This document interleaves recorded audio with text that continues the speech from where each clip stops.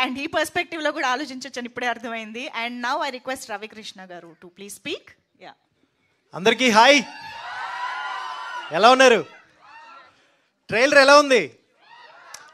యాక్చువల్గా మేము చేసేటప్పుడు ఏదైతే ఎక్సైట్మెంట్ ఉందో ఇప్పుడు మీ మొహల్లో చూసినప్పుడు అది మాకు నిజంగా ఫుల్ఫిల్ అయింది. Thank you so much. అంతే, నిజంగా తగ్గేదిలే. 25th కోసం వెయిట్ చేయండి, మేము అదే చెప్తాం. సో విరూపాక్ష చేసేటప్పుడు నాకు డే 1 నుంచి ఒక మంచి సినిమా చేస్తాను, ఒక మంచి క్యారెక్టర్ చేస్తున్నానని ఒక క్లారిటీ ఉండేది.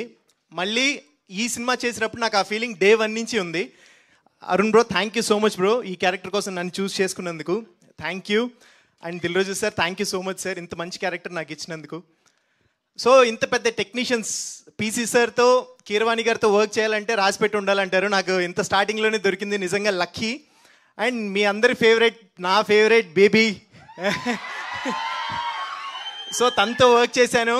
అండ్ అన్నిటికంటే బెస్టెస్ట్ విషయం ఏంటంటే ఇక్కడ ఆశిష్ బ్రో, దిల్ రాజు గారి వాళ్ళ సన్ అనేది 1% కూడా మైండ్లో ఉండదు. లిటరలీ సెట్లో అంటే ఆర్ట్ అసిస్టెంట్ దగ్గర నుంచి ప్రతి చిన్న ప్లేస్లో ఉన్న పర్సన్ నుంచి ప్రతి ఒక్కరికి ఎంత రెస్పెక్ట్ ఇస్తారనేది నేను చూశాను.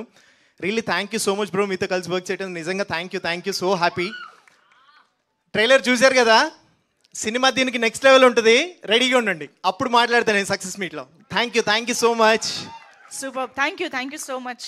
ఇంకేమైనా ఆలోచిస్తున్నారా? మిస్ అయ్యానని అంటే ఉంది కానీ లిస్ట్ చాలా ఉంది, సో మర్చిపోయాను.